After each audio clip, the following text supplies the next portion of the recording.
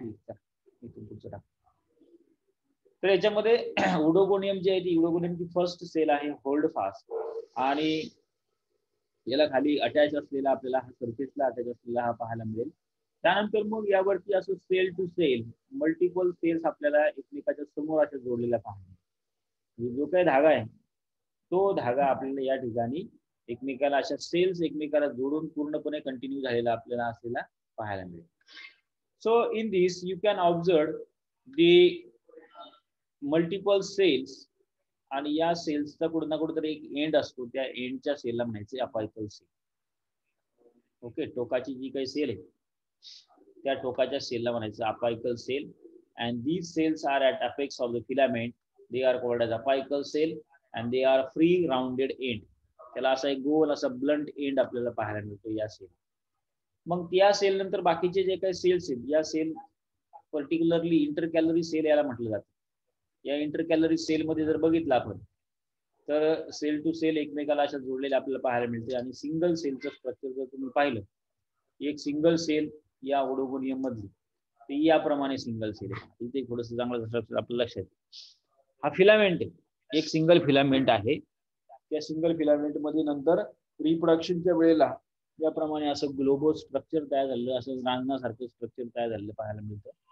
पण मात्र ही जर काही एक सिंगल सेल जर पाहिली आपण, तर ही एक सिंगल सेल जी आहे ही सिंगल सेल, त्या सेलमध्ये आपल्याला सेल वॉल बाहेरून काय पाहायला मिळेल, सेल वॉल, कारण की प्लांट सेल आहे.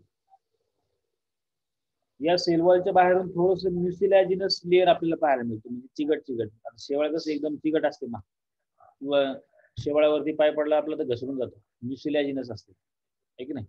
तर चिकट द्रव आपल्याला या सेल वॉलच्या बाहेरून आपल्याला असं पाहायला मिळेल, म्युसिलेज लेअर ज्याला म्हणायचं. त्यानंतर ही सेल वॉल आहे चौ बाजूनी, आणि सेल वॉलच्या आतमध्ये मग सायटोप्लाझम. मग या सायटोप्लाझम मध्ये असा रेटिक्युलेट किंवा असा नेटवर्क फॉर्म करणारा क्लोरोप्लास्ट आपल्याला पाहायला मिळतो. क्लोरोफिल पिगमेंट ज्याच्यावरती आहे की नाही, असे क्लोरोप्लास्ट आपल्याला याच्यावरती दिसतात, अनेक एकमेकाला जोडलेले थोडेसे असं एक नेटवर्क फॉर्म करतात. त्यांच्या नेटवर्कमुळे या सेलला एक शेप येतो, आणि या सेल ज्या आहेत त्या अशा फुगलेल्या दिसतात. ठीक आहे. मग एका साईडला एक सिंगल आपल्याला या प्रत्येक सेलमध्ये असा एक न्यूक्लियस पाहायला मिळतो. काय असतो, न्यूक्लियस. बरोबर, प्रत्येक सेलमध्ये लिव्हिंग ऑर्गॅनिझम मध्ये ज्या काही युकॅरियोटिक ऑर्गॅनिझम आहे, या युकॅरियोटिक ऑर्गॅनिझम मध्ये हा सेलमध्ये आपल्याला न्यूक्लियस पाहायला मिळेल. आणि न्यूक्लियस जो असतो त्या न्यूक्लियस वरती एक न्यूक्लियर मेम्ब्रेन आपल्याला दिसेल. आणि मग उरलेलं जे मटेरियल आहे याच्यामध्ये कधी कधी आपल्याला मग या प्लांटला आवश्यक असणारे, म्हणजे फोटोसिंथेसिस होणार आहे या प्लांटमध्ये, रेस्पिरेशन होणार आहे, मग त्यासाठी त्याला आवश्यक कार्बन डायऑक्साईड आहे, ऑक्सिजन आहे, तो स्टोअर करून ठेवण्यासाठी कधी कधी व्हॅक्युअल्स म्हणजे एक मोकळा स्पेस आपल्याला याच्यामध्ये पाहायला मिळतो. आणि मग या क्लोरोप्लास्ट वरती अशा प्रकारे स्टार्च जे आहे, म्हणजे फोटोसिंथेसिस मध्ये जे काही ग्लुकोज तयार होतं त्याचं कन्वर्जन या ठिकाणी स्टार्च मध्ये होतं, आणि स्टार्चला रिझर्व्ह फूड मटेरियल म्हणून या ठिकाणी स्टोअर केलं जातं, रिझर्व्ह केलं जातं, जे जेव्हा पाहिजे तेव्हा नंतर मग वापरलं जाईल. ओके, तर मग ह्याच्यामध्ये तुम्ही पाहाल की या क्लोरोप्लास्ट वरती अशा ग्रॅन्युलार गोल आकाराचे लहान लहानसे डॉट तुम्हाला पाहायला मिळतील. ते डॉट म्हणजे स्टार्च आहे, त्याला पायरेनॉइड्स असं म्हणतात. गोल भरपूर सारे पायरेनॉइड्स किंवा स्टार्च या ठिकाणी डिपॉझिट केलेलं आपल्याला याच्या सेलमध्ये पाहायला मिळेल. अशा प्रकारचं सेल स्ट्रक्चर साधारणतः या उडोगोनियम या अल्गीमध्ये आपल्याला दिसतं. ओके, मायक्रोस्कोप खाली बघितल्यानंतर आपल्याला सरळ सरळ आपल्याला हे हाय पॉवरला हे स्ट्रक्चर आपल्याला इझिली या ठिकाणी दिसून येतं. त्यानंतर बाकीचे जर काही कॅरेक्टर पाहिले आपण, तर प्रोटोप्लाझम आहे, प्रोटोप्लास्ट आहे, त्याच्यामध्ये प्लाझ्मा मेम्ब्रेन आहे. ठीक आहे, हे सगळं काय बघितलं आपण. रिजर्व्ड फूड मटेरियल म्हणून स्टार्चच्या ठिकाणी डिपॉझिट केलं जातं. ग्लायकोजन आहे. Chloroplast is reticulate type. Chloroplast जो येतो असा कसा आहे, रेटिक्युलेट म्हणजे नेटवर्क फॉर्म करतो, आणि त्यामुळे त्या सेलला एक प्रकारचा शेप येतो, which has the pyrenoids at the point of intersection. The pyrenoids are small protein bodies surrounded by starch, and they are white in color. Presence of many pyrenoids gives white appearance to the cell. म्हणजे आता थोडीशी ही जर काही sale जर आपण पाहिली, एक single जर काही फिलामेंट घेतला मायक्रोस्कोप खाली, तो पूर्णपणे असा पांढरा पटक दिसेल आपल्याला. थोडंफार त्या ठिकाणी क्लोरोफिल असेल तर ते हिरव्या रंगाचं दिसणार. बरोबर. या प्रकारे आपल्याला हे उडोगोनियम, आपल्याला या उडोगोनियमचं स्ट्रक्चर पाहायला मिळतं. पुन्हा थोडंसं थोडक्यात पाहता आपण पुढे डायग्रामसाठी पुढे गेलो, पण लक्षात घ्या याप्रमाणे थॅलस आहे. थॅलस म्हणजे त्याची बॉडी आहे, असा लॉंग इलॉंगेटेड फिलामेंट किंवा हेअर दिसतो, हेअर लाईक स्ट्रक्चर आहे, की ज्या हेअर लाईक स्ट्रक्चर मध्ये मायक्रोस्कोप मध्ये बघितलं आपण तर अशा सेल एकमेकाला जोडून हा फिलामेंट किंवा त्याचं थॅलस तयार झालेलं आपल्याला दिसतो. Multi cellular structure. आणि शेवटची सेल जी आहे ती याला अपायकल सेल असं म्हटलंय, जी अशी समोरून गोल असेल. आणि शेवटची जी सेल आहे किंवा सुरुवातीची जी सेल आहे ती होल्ड फास्ट, की त्या पूर्ण याला होल्ड करून ठेवते, त्या सबस्ट्रॅटमला चिटकून ठेवते. आणि मधल्या ज्या आहेत त्या इंटरकॅलरी सेल आहे. ठीक आहे. याप्रमाणे आपण इंडिव्हिज्युअल स्ट्रक्चर देखील बघितलं.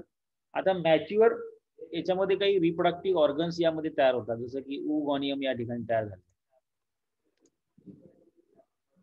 आता पहा रिप्रोडक्शनच्या वेळेला काय होते, रिप्रोडक्शन या अलगीचं 3 प्रकारे होत असतं.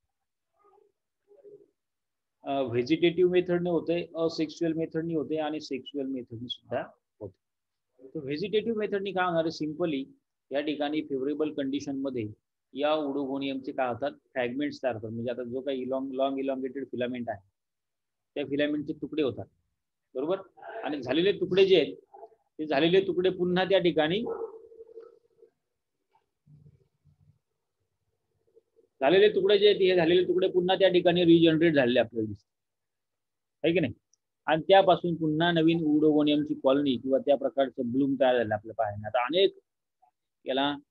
अनेक फिलामेंट एका ठिकाणाहून तयार होतात, पूर्णपणे आपल्याला जसं हिरवगार शेवाळ पूर्णपणे वाढलेला आपल्याला त्याच्यामध्ये पाहायला मिळतं. ठीक आहे. तर मग during the process of fragmentation the Oedogonium filaments break into many fragments due to strong water current. म्हणजे काय होतं पहा, वाहतं पाणी असेल नदी नाल्यामध्ये, वाहत्या पाण्यामुळे मग याचे तुकडे तुकडे पडतात या शेवाळाचे, आहे की नाही. शेवाळ वाहून जाईल तर मग या ठिकाणी तुकडे तुकडे पडून मग पुन्हा ते तुकडे काही ठिकाणी सबस्ट्रॅटमला अडकतात किंवा चिटकतात आणि त्या ठिकाणी पुन्हा त्याची ग्रोथ व्हायला सुरुवात होते, पुन्हा त्या ठिकाणी अलगी वाढलेली आपल्याला दिसते.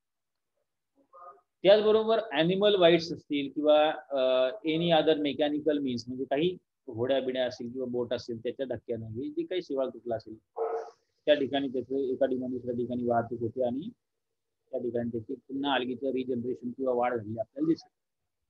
So each fragment later on grows independently and gives rise to a new filament of उडो.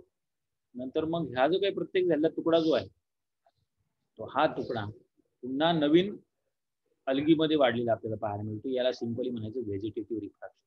Vegetative reproduction म्हणजे दुसरं तिसरं काही नसून, जसं तुम्ही ऊसाची लागवड बघितली असेल, कांडी लावतात किंवा जास्वंदाची फांदी लावली असेल, गुलाबाची फांदी लावली असेल, या प्रकाराला सगळ्याला व्हेजिटेटिव्ह टाईपचं रिप्रोडक्शन असं म्हणायचं. म्हणजे व्हेजिटेटिव्ह पार्ट ची लागवड करून किंवा त्यापासून पुन्हा नव्यानं प्लांट तयार होणं त्याला म्हणायचं vegetative reproduction.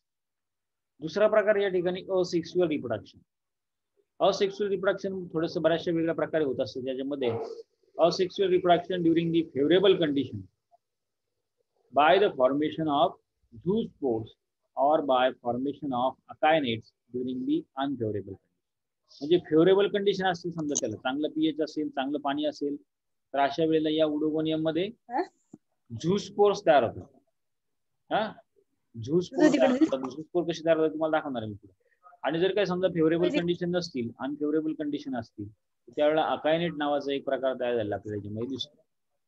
Then in this you can observe in Oedogonium zoospores are small, rounded, oval or spherical in shape, and they are multiflagellated with small anterior colorless beak. Vegetative cells producing zoospores, they are known as zoosporangia. Usually terminal cells act as a zoosporangia. पहा त्याच्यामध्ये काय होणार आहे, asexual reproduction मध्ये काय होतं बघा. हे सुरुवातीला डायग्राम नाही का घ्यायचं बघा. वरती पाहायचं.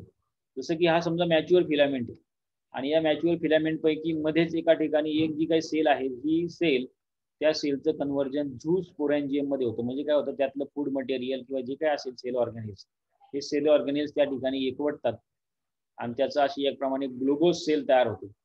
आणि ग्लोबोस सेल तयार झाली की त्यापासून हळूहळू नंतर याप्रमाणे फ्लॅजेला असलेला असा झू स्पोर त्याच्यामध्ये तयार होतो या झू स्पोरॅन्जियम मध्ये, किंवा ह्या चेंबरला झू स्पोरॅन्जियम म्हणायचं, की ज्या चेंबरमध्ये झू स्पोर तयार होतो. तर असे मल्टी फ्लॅजिलेटेड झू स्पोर्स वरती पहा वरच्या साईडला, या मल्टी फ्लॅजिलेटेड झू स्पोर जे आहेत हे झू स्पोर त्यातनं रिलीज होतात आणि पुन्हा मग ते कुठं ना कुठे एखाद्या पाण्यामध्ये ते एखाद्या सबस्ट्रॅटमला चिटकतात आणि त्याच्यापासून मग त्याचं जर्मिनेशन होऊन जसं एखादं सीड जर्मिनेट होतं, बी जशी उगून येते त्याप्रमाणे आपल्याला हा झू स्पोर जर्मिनेट यापासून पुन्हा नव्यानं फिलामेंट आज नाही येणार ना, करा येतो आवाज. हॅलो. तर याच्यामध्ये याप्रमाणे झू स्पोर जे आहे ते झू स्पोर पुन्हा नव्यानं जर्मिनेट होतील आणि पुन्हा याप्रमाणे फिलामेंट तयार होईल. इतकं साधं सोपं मेकॅनिझम सेक्शुअल रिप्रोडक्शन मध्ये झालेलं आहे. तर मग हे होण्यासाठी काय पाहिजे, याप्रमाणे इकडं फिलामेंट मध्ये याप्रमाणे पहिल्यांदा झू स्पोरॅन्जियम तयार होतो आणि ह्या झू स्पोरॅन्जियम मध्ये मॅच्युअर फिलामेंट जो आहे या मॅच्युअर फिलामेंट वरतीच या प्रकारचा झू स्पोरॅन्जियम तयार होईल. जसं की दाखवले बघा, हे फिलामेंट, या फिलामेंट मध्ये असं या ठिकाणी ग्लोबो स्ट्रक्चर आहे, किंवा मग अशी सुरुवातीलाच आपल्याकडे फोटो होता, एक मिनिट हे पाहिजे तुम्ही पहा काय येते. याप्रमाणे असे रेग्युलर सेल्स आहेत. या सेल्स पैकी काही सेल जे आहेत त्याच्या गोल डेऱ्यासारख्या झाल्या किंवा रांजणासारख्या झाल्या. मग याच्यामध्ये काय होणार आहे, फूड मटेरियल जे आहे ते फूड मटेरियल असं